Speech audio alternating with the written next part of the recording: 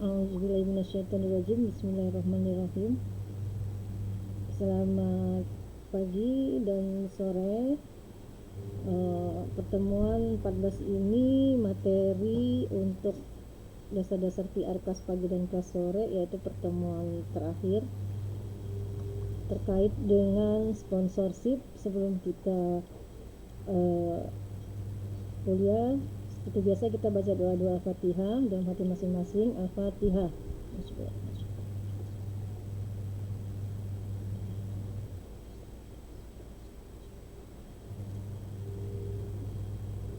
Oke, Anda pasti sudah mengetahui apa itu sponsorship ya. Paling tidak dari sponsorship ini Anda sudah mengetahui konsep sponsor dalam public relation suatu organisasi bisnis.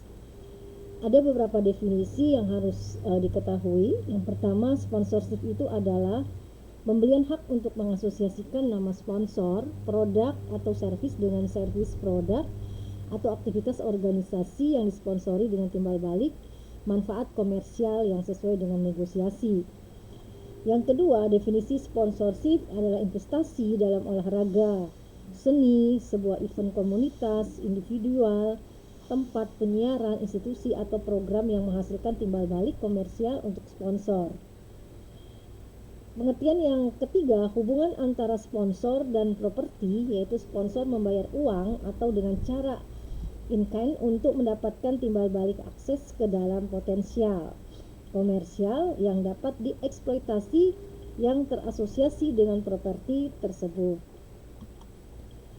Nah, artinya dari definisi tersebut, sponsor ini ya atau sponsorship ini sebagai suatu kegiatan pemasaran dari suatu perusahaan yang dilakukan melalui kegiatan pemberian dana dan pemberian fasilitas lainnya dalam rangka penyelenggaraan event tertentu yang akan memberikan berbagai dampak positif bagi perusahaan.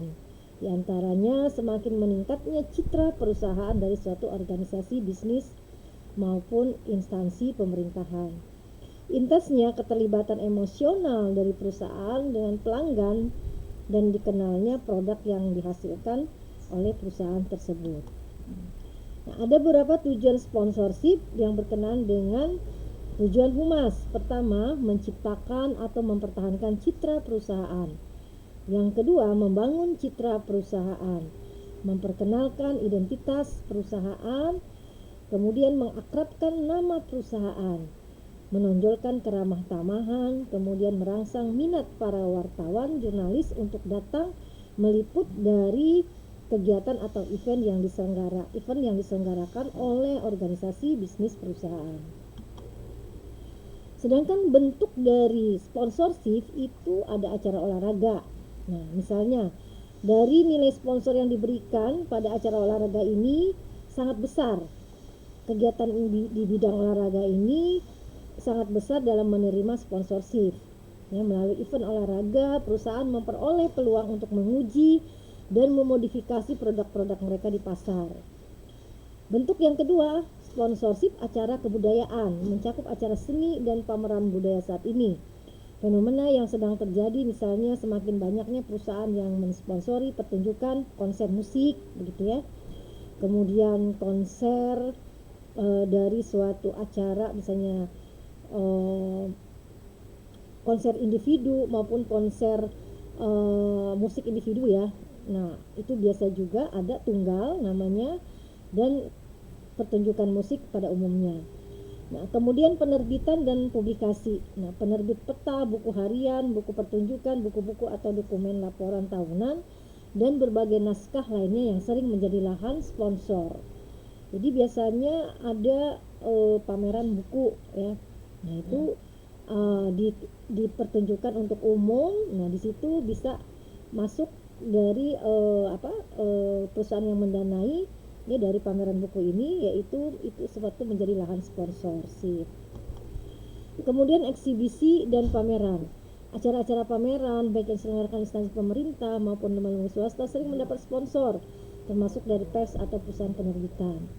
Kemudian bentuk sponsorship yang berupa pendidikan, beasiswa, tunjangan belajar, piagam penghargaan akademis, dan berbagai aspek lain yang berkaitan dengan pendidikan.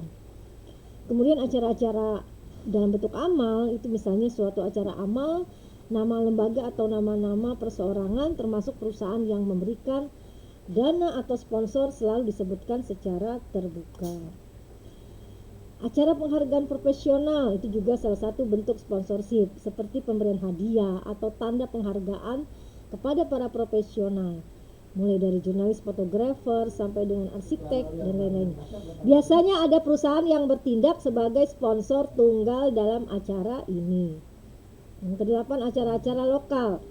Perusahaan-perusahaan juga sering memberi sponsor pada acara-acara lokal dalam membina hubungan baik dengan daerah sekitar itu, misalnya olahraga dan budaya. Itu adalah top main dalam mengingat sponsorship. Sedangkan jenis sponsorship itu pada umumnya terbagi menjadi dua jenis utama. Yang pertama, on-site atau field sponsorship, sponsor yang berada langsung di lapangan atau berada di billboard dengan menempelkan logo pada produk olahraga tersebut dalam suatu event tertentu. Sangat berpotensi terjadinya banyak gangguan dari sponsor dan event lainnya.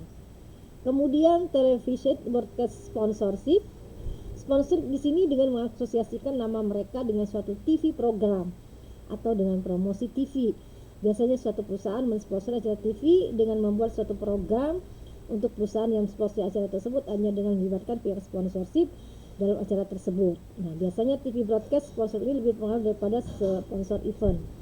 Misalnya contoh program di TV yaitu Kick Andy. Nah, itu selalu mengangkat acara-acara misalnya orang yang dari awal sudah bekerja keras dan kemudian sukses. Nah, itu biasanya diangkat menjadi suatu program Kick Andy dan mendapatkan sponsor dari berbagai perusahaan.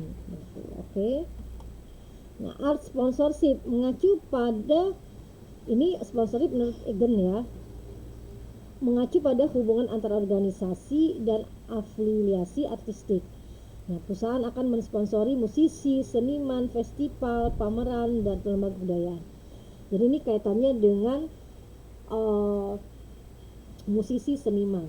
Kemudian event sponsorship, kegiatan yang menyebabkan perusahaan mensponsori sebuah event yang diselenggarakan bisa merupakan event baru atau yang sudah pernah ada.